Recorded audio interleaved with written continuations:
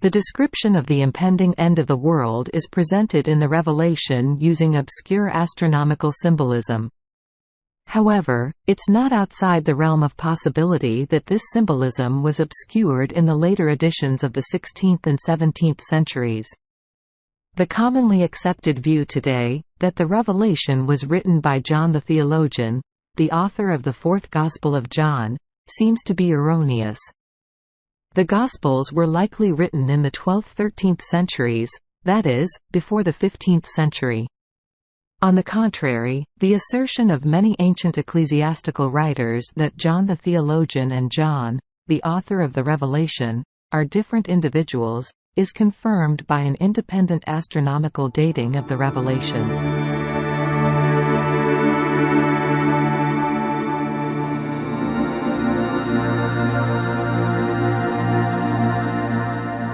The era of writing the Book of Revelation and the era of writing the Gospels are substantially different epochs.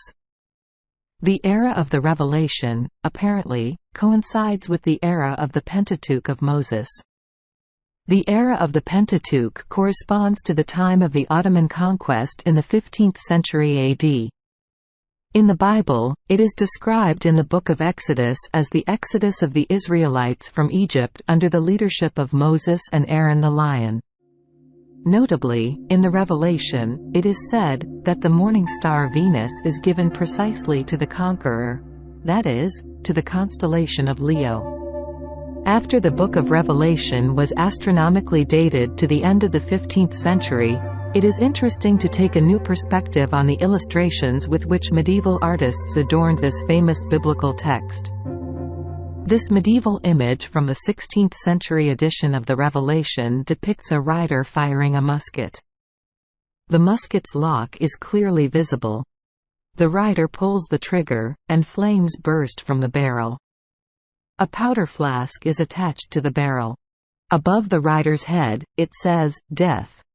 It is known that in the 15th century, firearms, cannons, were already widely used on battlefields. Starting from the 15th century, cannons struck terror into Europeans. So, the appearance of firearms in illustrations for the Revelation is entirely natural. All of this corresponds well to the previously calculated astronomical dating of the Revelation at the end of the 15th century. In this illustration of the Revelation supposedly from the years 1260 to 1270, the apocalyptic rider is depicted as a medieval knight in chainmail and armor.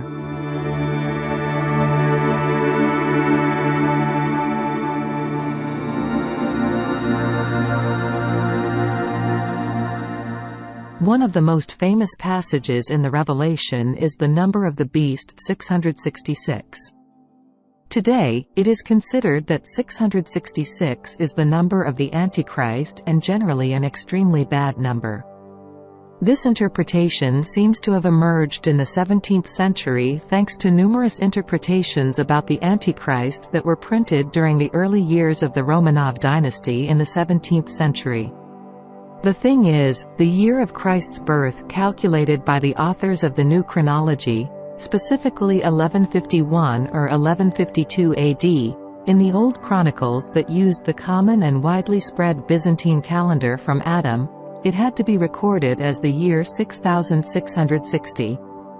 Indeed, the shift between the start of the Common Era and the start of the Byzantine Era from Adam amounts to 5,508 years for dates from January to August, and 5,509 years for dates from September to December. Consequently, the day of Christ's Nativity on December 25, 1151 AD, recalculated from the Common Era to the Byzantine Era from Adam, follows this formula: 5,509 plus 1151 equals 6,660. In the Middle Ages, 0 was not included in numbers. Therefore, the date 6,660 was recorded using three letters 6. A 6 in thousands with a tail, a diacritical mark, as a thousandths marker, a 6 in hundreds, and a 6 in tens. The number 666 was represented by the same three letters 6. since the letter representations of 6 in thousands and units were the same, except for a small tail that indicated thousands. Here, it's shown how the numbers 666 and 6660 were depicted in the Old Church Slavonic writing using letters. It's clear that a small confusion can easily turn the number 6660 into the number 666.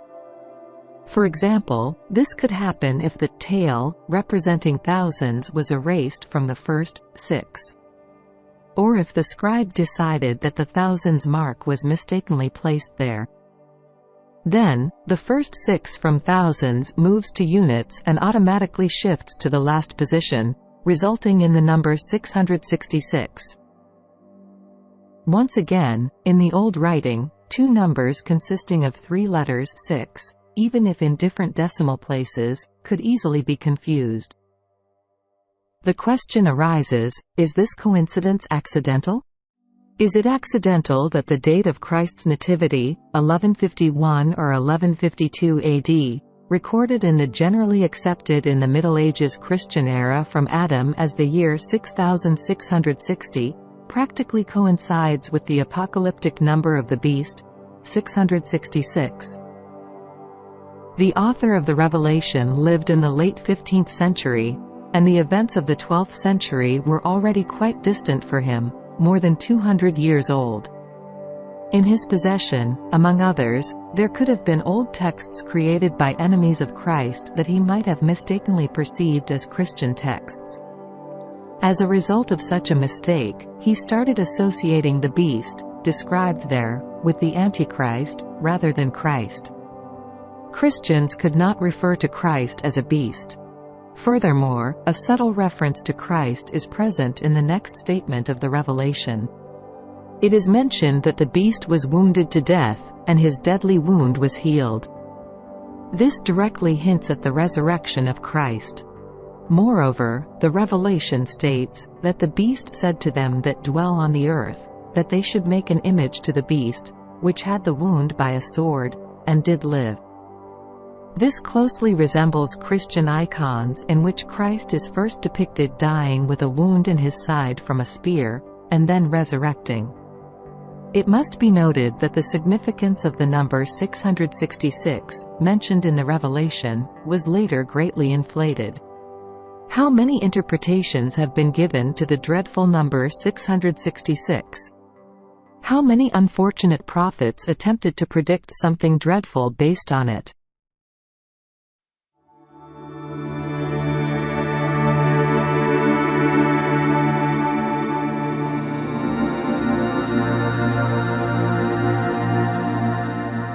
Why is the year 1486 specifically considered a natural dating for the Book of Revelation in the New Chronology reconstruction? The Revelation mainly narrates the end of the world. However, the year when the entire medieval Christian world anxiously anticipated the end of the world is well known in history. It is the year 1492 AD, which was the 7,000th year from Adam according to the Byzantine era. According to the prevailing belief at that time, the end of the world was supposed to occur precisely in the 7,000th year from Adam. Thus, the Revelation is dedicated to events expected in the year 1492 AD. In the very first lines, the author of the Revelation explicitly states, "The time is at hand." That is, the year 1492 AD, the 7,000th year from Adam, is approaching. In 1492 AD, amidst the tense anticipation of the end of the world, Columbus embarked on his famous voyage to America.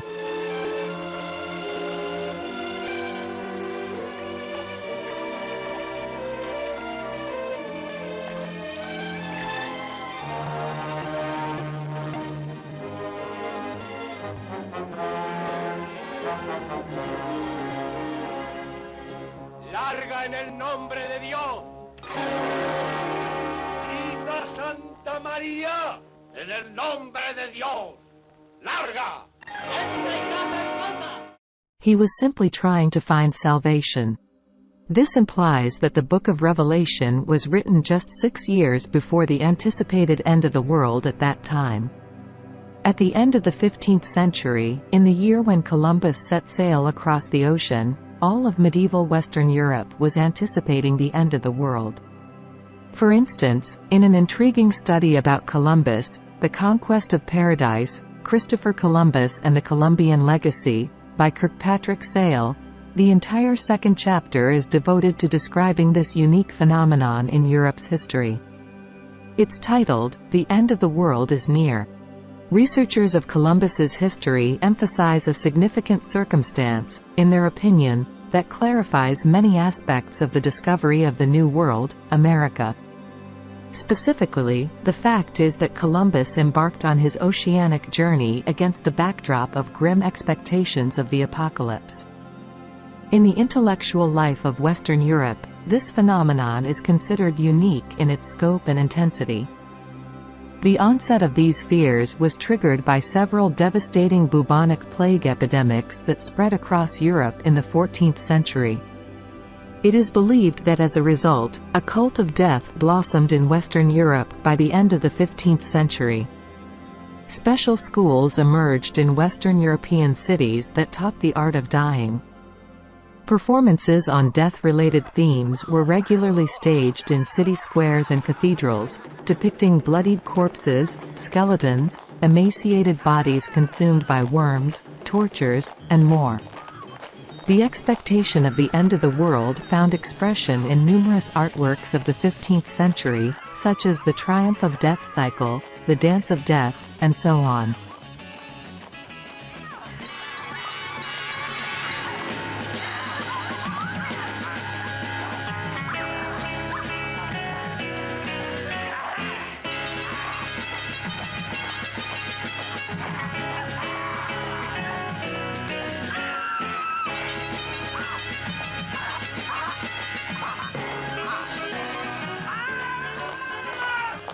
It's no coincidence that during this time, Albrecht Dürer created his renowned work The Dance of Death. Numerous medieval depictions, now collectively known as the Dance of Death, can be found in frescoes, engravings, mosaics, stained glass windows of churches, and tombstones from London to Naples.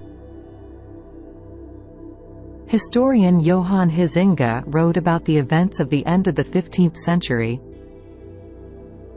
No other epoch has laid so much stress as the expiring Middle Ages on the thought of death. Sale emphasizes the end of the world. The idea was taken quite seriously by Europe of the late 15th century, not as a mere conceit, not as a metaphor or theological trope, but as a somber, terrifying prediction. Regarding the sentiments of the late 15th century, the German historian Egon Friedel argues that there was a general feeling of the world's end, which dominated the whole era. Especially interesting are the words of Josef Grünpeck, the official historian to the Habsburg Emperor Frederick III, "When you perceive the miserable corruption of the whole of Christendom, you know that the end of the world is near. And the waters of affliction will flow over the whole Christendom." There you have it, the expectation of a flood associated with the world's destruction, exactly the image that emerges from the pages of the biblical book of Genesis. This book was probably being written or significantly edited around this time. Thus, the biblical author of the book of Genesis, in line with the spirit of his time, the end of the 15th century, incorporated into its pages words of a flood that would annihilate all of humanity. In such an atmosphere of tense anticipation of the end of the world, Columbus set sail across the ocean. This is believed to have occurred in 1492. It's not surprising that in the pages of the biblical book of Genesis, which was being created during that time, it got intertwined with the anticipation of the world's end as a result of the Great Flood. Thus, the real, and perhaps truly the first voyage across the vast ocean, merged in the Bible's text with the expected flood.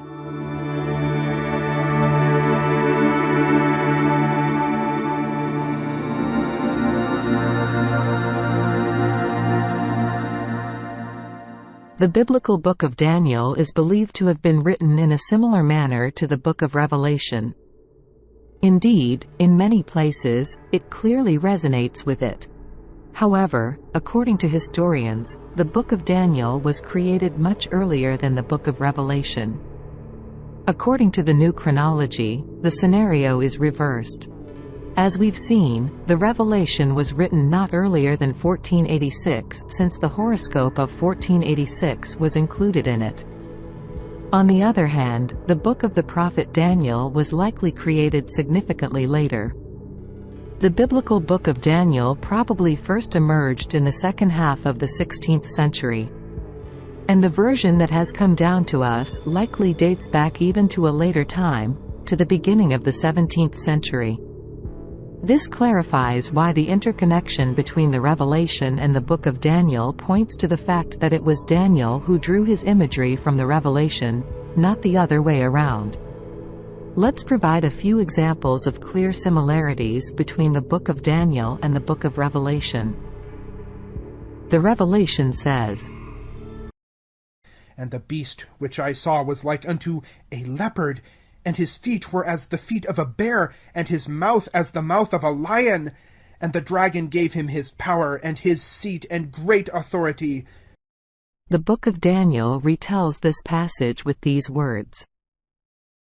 After this I beheld, and lo another, like a leopard, which had upon the back of it 4 wings of a fowl. The beast had also 4 heads, and dominion was given to it. The Revelation says, "And I stood upon the sand of the sea, and saw a beast rise up out of the sea, having 7 heads and 10 horns, and there was given unto him a mouth speaking great things and blasphemies." The Book of Daniel echoes the Revelation. And behold a 4th beast, dreadful and terrible, and strong exceedingly, and it had 10 horns. In this horn were eyes, and a mouth speaking great things. And so on and so forth. The close kinship between the Book of Daniel and the Book of Revelation is well known. In the Scaligerian chronology, it lacks a satisfactory explanation. In the new chronology, everything falls into place. The Book of Revelation was written around 1486 AD. The Book of Daniel, however, is a later work, dating back to the 16th and 17th centuries. Moreover, it turns out that there are other clearly late medieval books attributed to the prophet Daniel. A prominent example is the so-called the Daniel's Final Vision.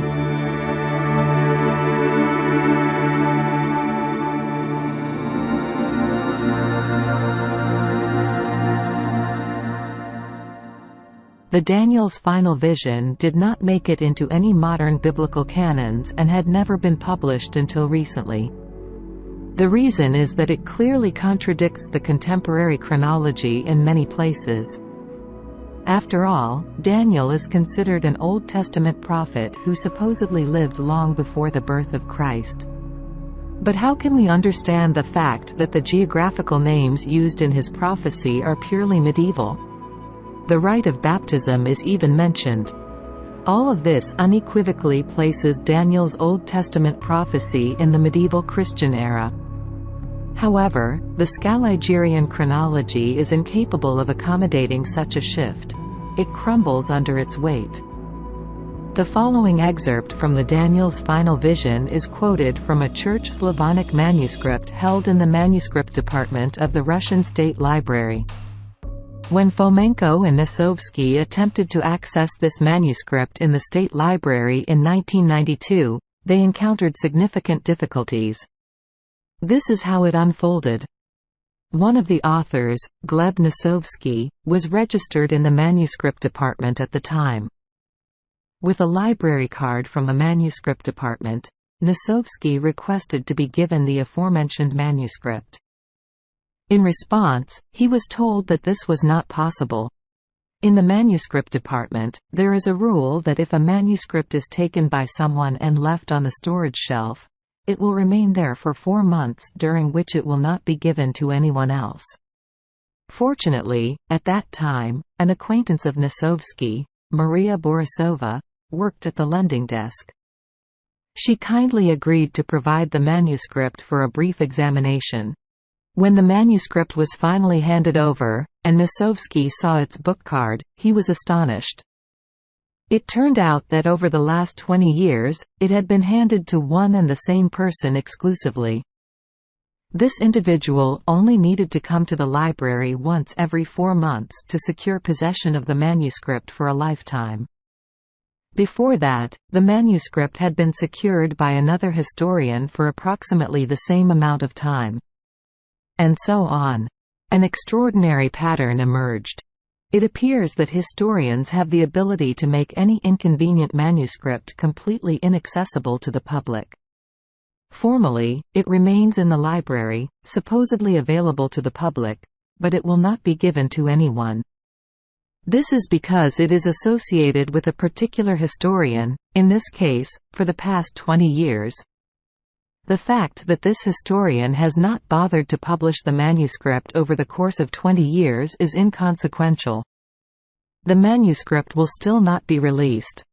Such a procedure, which existed in the manuscript department of the State Library prior to 1992 and likely continues to exist there, effectively amounts to an unofficial prohibition on outsiders accessing various ancient sources. This prohibition is not accidental at all. It is simply necessary for historians who are wary of allowing outsiders access to unpublished ancient manuscripts because they understand that such manuscripts might contain information that sharply contradicts the Scaligerian version of history. Some historians, regardless of whether this version is true or not, may see the defense of it as meaningful to their existence. The Daniel's final vision was transcribed by hand by Gleb Nosovsky in the reading room of the manuscript department in 1992. In this Old Testament prophecy, medieval European nations are directly named: Russians, Tatars, and Ishmaelites. The Ishmaelites and the Ethiopians are referred to as Tatars. Furthermore, there is explicit mention of the Christian rite of baptism.